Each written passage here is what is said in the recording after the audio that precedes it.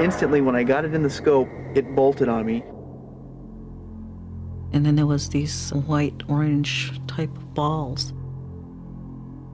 They tend to float in the air. A large glowing object, a UFO. It was a nuts and bolts thing. It wasn't an hallucination, it was real. I saw these creatures standing over me, and I just flipped out. I don't want to find something on my body and say, gee, I wonder if aliens put it there. I want to know for sure. In the next hour, we investigate ETs and close encounters, aliens and abductions. But first... 95% plus of the UFO databases, no matter where you go, are these odd balls of light. The majority of UFOs are rapidly moving lights seen at night. They are not alien craft, or stars, helicopters, or aeroplanes. The explanation is found not in outer space, but literally down to Earth. Yet beware, not all is as it seems.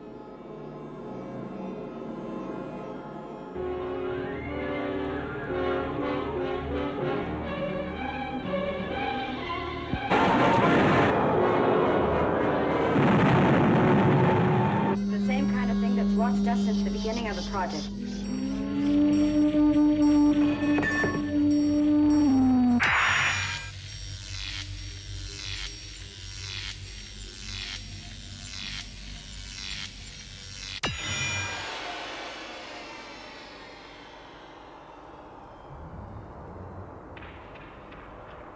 I'm driving down to southern Oregon. I got a phone call about a sighting that this young couple had recently.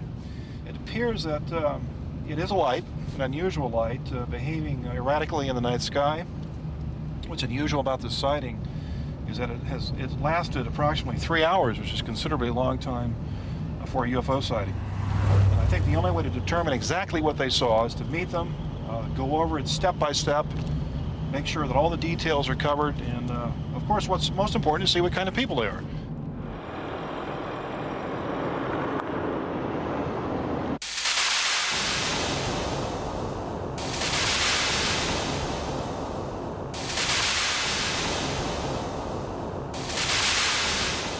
Lance, can you show me how you looked at the object through the scope on your rifle? Sure.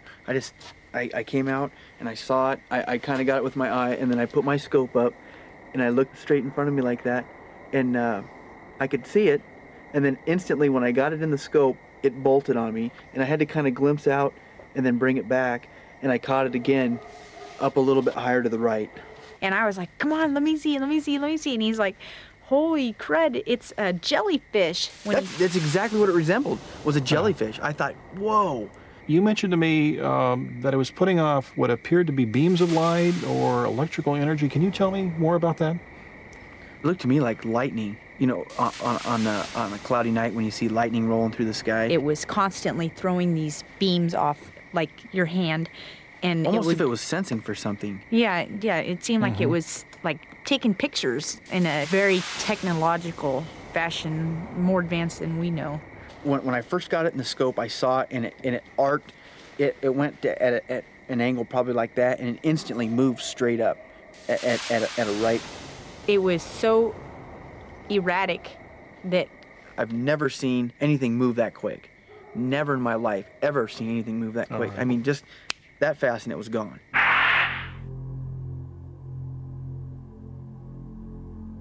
An aura of mysticism and menace hangs over the Yakima region in Washington state. It's the home of Bigfoot and other apparitions. At Yakima, all varieties of the UFO experience have been recorded. Balls of light, what might appear to be spacecraft, unusual sounds, creatures, entities, beings, if you will, even what we might consider to be abductions. The most common unidentified flying object seen at Yakima is the ball of light or the sphere of light. These balls are typically orange in color or white in color and are seen hovering, moving slowly. They appear to be inquisitive. They, in some cases, have followed motorists in their cars. UFO sightings have been going on at Yakima at least 30 years by the written record, but there are a lot of strong indications that these objects have been seen over 50 years or more. There's such a good record of sightings on the Yakima Reservation because fire lookouts have to log every unusual light in case it's a fire. They don't just see fire and smoke, they see balls of light in the air.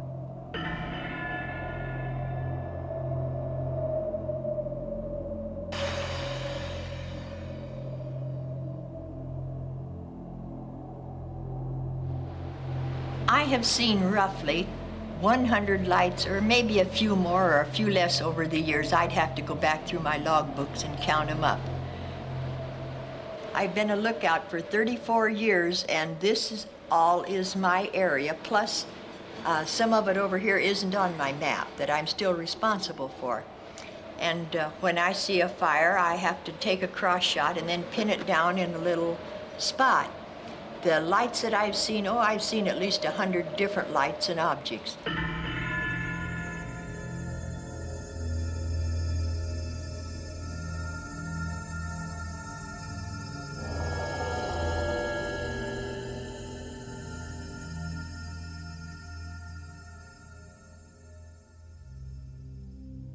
In 1947, Yakima was the site of the world's first flying saucer report by pilot Kenneth Arnold. Flying on a search for a crashed aircraft, he saw a formation of 9 silver objects skipping like saucers over water. Were they alien spacecraft, or were they linked to the phenomena of balls of light? No one knows. In this eerie land, almost anything feels possible. Most sightings are reported by reliable eyewitnesses. For the first time, one of them describes a typical close encounter. Stella Washims has seen strange lights on many occasions.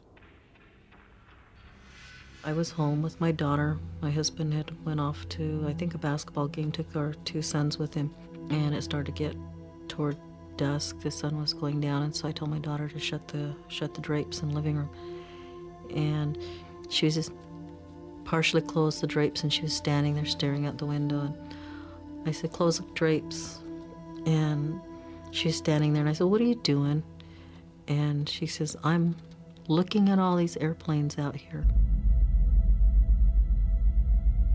The dog was banging into the door, and he just bowled past me. He just went and wedged himself under the table and stayed there, and was really afraid. And he was more afraid of being outside than he was of me, chasing him out of the house, and he never came in the house. It was different kinds. There was ones that were kind of triangular shaped, and then there was these white, orange type balls. But finally, they were really too close for comfort.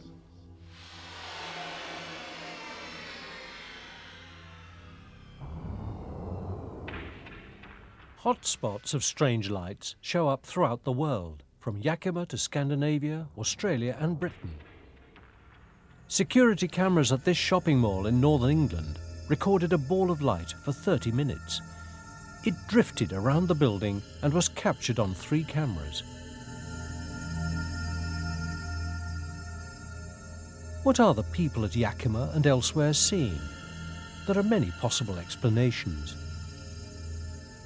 This is the only alleged photograph of one suspect, ball lightning. It remains an enigma. I think ball lightning is a good example of a natural phenomenon that is poorly understood. It's not observed very often.